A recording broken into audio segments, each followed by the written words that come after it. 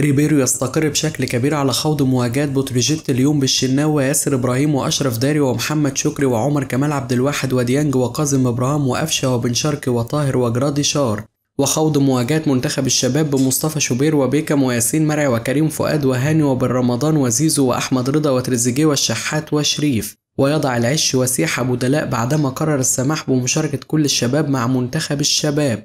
غضب عارم يسيطر على جماهير النادي الأهلي من التصريحات الساذجة لطه عزت رئيس لجنة المسابقات برابطة الأندية عبر أون تايم سبورت بالأمس، والتي أكد خلالها أن لقب الدوري الموسم الماضي مازال معلق وأنهم في انتظار قرار المحكمة الرياضية حاليا وسينفذون أي قرار سيصدر منها. وبعض الجماهير تتعجب من وجود شخص مثل هذا ومعروف بانتمائه الشديد للزمالك في منصب بهذه الأهمية. تأخر ظهور وسام أبو علي مع كولومبوس كرو الأمريكي يتسبب في كثرة الشائعات حول اللاعب الفلسطيني وإمكانية خروجه معارا لنادي طرابزون سبور التركي، وذلك رغم حظر الفيفا انتقالات الكباري. الأهلي ينفي كل ما يصار حول وجود مستحقات متأخرة لدى وسام أبو علي وما يروج له إعلام وصفحات الزمالك المأجورة. الأهلي يؤكد تركيز الشناوي وجميع لاعبي الفريق في فترة الإعداد للموسم الجديد، وينفي كل ما يصار حول عرض الشناوي على النادي فكرة رحيله لشعوره بأن هناك حملة ضده من داخل النادي، وذلك بعد تصريحات سيف زاهر أمس والتي أثارت جدل واسع واعتبرها البعض ضرب في شوبير الذي انتشرت أنباء مؤخرا عن غضب الشناوي منه.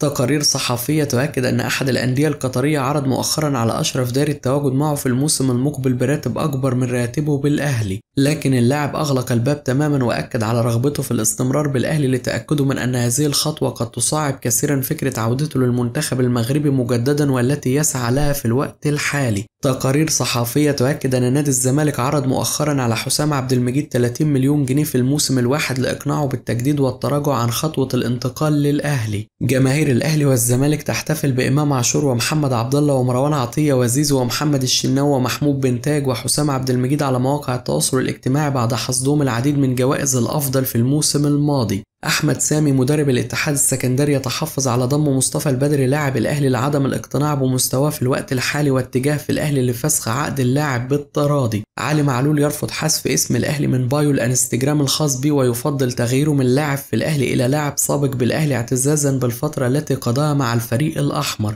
مصدر بالهلال السوداني ينفي كل ما يصار مؤخرا عن دخولهم في مفاوضات مع كهربا، وذلك رغم تأكيد مصدر مقرب من اللاعب وصول عرض له من النادي السوداني. أحمد شوبير يؤكد أن الأهلي لم يصل عرض قطر القطري لرضا سليم حتى الآن بشكل رسمي، والأقرب أن يخرج اللاعب المغربي لأحد الأندية المحلية في ظل تلقيه عدة عروض جيدة من أندية مثل سيراميكا وزد وغيرهم من أندية الدوري. وفيما يخص انتقال حامد حمدان للزمالك فهو يتوقع أن ينهي الأبيض الصفقة خلال الأيام القادمة في ظل استمرار اللاعب في إثارة الأزمات مع ناديه ورفض حضور التدريبات. كاميرون إسماعيل لاعب أرسنال يغادر معسكر منتخب الشباب قبل مواجهة الأهلي وديا اليوم بعد إبلاغه بإمكانية تواجده في تدريب الفريق الأول لأرسنال في الأيام القادمة. الإعلام محمد شبانة يؤكد أن هناك نفخ غير طبيعي من جماهير الزمالك في جون إدوار وهذه التجربة، لكنه لا يرى أي صفقة جيدة تعاقد معها جون إدوار حتى الآن يمكنها أن تضيف للفريق الأبيض، وكل الصفقات التي تم التعاقد معها صفقات عادية ونسبة نجاحها لا تتخطى 50%، وما يعلم أن الجهاز الفني بقيادة يانيك فييرا مازال حتى هذه اللحظة لم يقدم أي لاعب من اللاعبين الجدد مستوى مقنع بالنسبة له، وهذا بعكس الأهلي والصفقات الذي أبرمها والذي جعل رئيس الفيفا منبهر به وبجماهيره ولا يترك فرصة إلا ويتحدث فيها عنه. رمضان صبحي يثير أزمة مع مسؤولي بيراميدز بسبب تفكيرهم في ضم أحمد عبد القادر من الأهلي في ظل وجود تخمة من اللاعبين في هذا المركز، وهو ما يجعل مشاركته أساسيا في بعض الأوقات صعبة. بيراميدز يتوصل لاتفاق شبه نهائي على ضم زيكو قبل انتهاء الميركاتو مقابل 35 مليون جنيه ومحمود صابر ويوسف أسامة نبيه. خلافات بين ممدوح عباس وجون إدوارد المدير الرياضي لنادي الزمالك بسبب تحفظ الأخير على ضم أحد الصفقات التي يرغب في إتمامها ممدوح عباس، وكذلك تحفظه على تعيين شيكابالا في أحد المناصب القريبة من فرقة الكورة. مدرب بروكسي يؤكد احترامه وتقديره الكبير لنادي الزمالك ويؤكد أنه لم يكن يقصد الإساءة لصفقات الزمالك الجديدة وتم تحريف بعض تصريحاته، ويؤكد أيضا أنه مدرب محترم ويحترم كل منافسيه ولا يستحق أن يتعرض لهذا الهجوم من إعلام وجماهير الزمالك والتطاول عليه من البعض منهم. محمد عادل المشرف العام على الكرة بنادي المقاولون العربي يطالب مسؤول رابطة الأندية بضرورة تأجيل مباريات الدوري التي ستنطلق في 5 مساء للسادسة مساء على الأقل حتى انتهاء الصيف حتى لا تتسبب الأجواء الحارة في كوارث. تقارير صحفية تؤكد أن كوتوفار ونيجيريا الأقرب لمواجهة منتخب مصر وديا في نوفمبر القادم استعدادا لكأس الأمم الإفريقية. مختار رئيس لجنة التخطيط بالنادي الأهلي يدرس الاعتذار عن الاستمرار في لجنة التخطيط الفترة القادمة، والكابتن محمود الخطيب يحاول إقناعه بالتراجع عن هذه الخطوة. وائل جمعة نجم الأهلي ومنتخب مصر السابق يحتفل اليوم بعيد ميلاده ال50. غموض كبير يسيطر على موقف أحمد سمير لاعب طلائع الجيش السابق ومحمود متولي وأيمن أشرف ثنائي الأهلي السابق وطارق حامد لاعب الزمالك السابق وباسم مرسي وصالح جمعة في ظل عدم إيجادهم أي نادي للعب له في الموسم القادم، وذلك رغم تبقي 3 أيام فقط على نهاية الميركاتو. ميسي يتعرض لإصابة قوية في الدوري الأمريكي ويواجه شبح الغياب عن الملاعب لمدة تتراوح من 3 إلى 4 أسابيع. الهلال السوداني يحاول ضم يوسف كابوريا موهبة بوركينا فاسو الشابة صاحبة 18 عام لتدعيم صفوفه في الموسم الجديد في ظل ارتباط اسم أداما كولوبالي نجمه الأول بالرحيل. أحمد أبو مسلم لاعب الأهلي السابق. الأهلي أصبح يمتلك فريق مرعب وأفضل قائمة من اللاعبين حاليا في كل الخطوط، وأي 11 لاعب في الأهلي حاليا يمكنهم اللعب أساسيا، وعدم تحقيق الفريق نتائج جيدة في كأس العالم للأندية جاء بسبب افتقاد هذه المجموعة عنصر الانسجام فقط. وأعتقد بعد فترة الإعداد الحالية سيكون هناك فرق كبير، ومتفائل بتحقيق الأهلي انطلاقة قوية في بطولة الدوري. الأهلي كان لديه مشكلة في قلب الدفاع في المونديال، لكن أعتقد سيتم حل هذه المشكلة بوجود بيكام وياسين مرعي ومحمد شكري مع المجموعة التي كانت متواجدة من الموسم الماضي.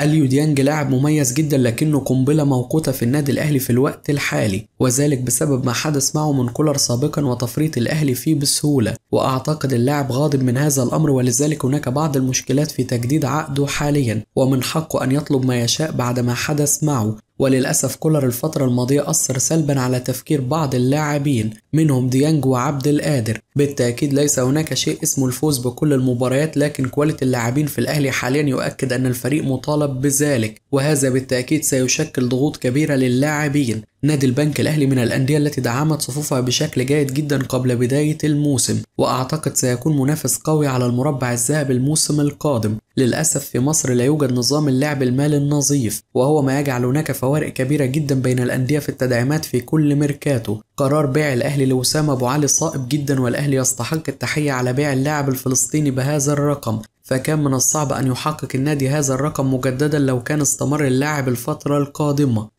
أحمد رمضان بيكام لاعب مميز جدا ويقدم مستوى فني رائع مع النادي الأهلي منذ بطولة كأس العالم للأندية، ويستحق المشاركة بشكل أساسي الفترة القادمة. وأعتقد بيكام سيحجز مقعد في التشكيل الأساسي للأهلي في الموسم المقبل بجوار ياسر إبراهيم في خط الدفاع، وأشرف داري من المتوقع أن يكون بديلا في الموسم الجديد. جراديشار مهاجم لا يليق بالأهلي، وما زلت مصر على رأيي لأني لا أجد أي تطور في مستواه ولا بد من رحيله، وهناك فرق شاسع بين مستواه ومستوى محمد شريف ووسام أبو علي، وهذا سيظهر بشكل واضح إذا تعرض لا قدر الله شريف للإصابة في أي وقت. أحمد بلال: من الصعب جدا أن يفوز نادي الزمالك ببطولة الدوري الموسم القادم، فكرة القدم بها معطيات ولا بد من التوقف عندها. الصفقات المنضمة حديثا للأبيض تحتاج لوقت طويل من أجل التأقلم، خصوصا أن اللعب تحت الضغوط أمر مختلف تماما. نادي الزمالك بهذا المستوى غير قادر على الفوز ببطولة الدوري مطلقا. الزمالك ممكن يكسب ماتش ببطولة زي السوبر مثلا، لكن يكسب الدوري صعب. الأهلي يختار كواليتي جيد جدا في صفقاته بعيدا عن فكرة شراء الكم، والنادي اختار لاعبين من المستوى العالي،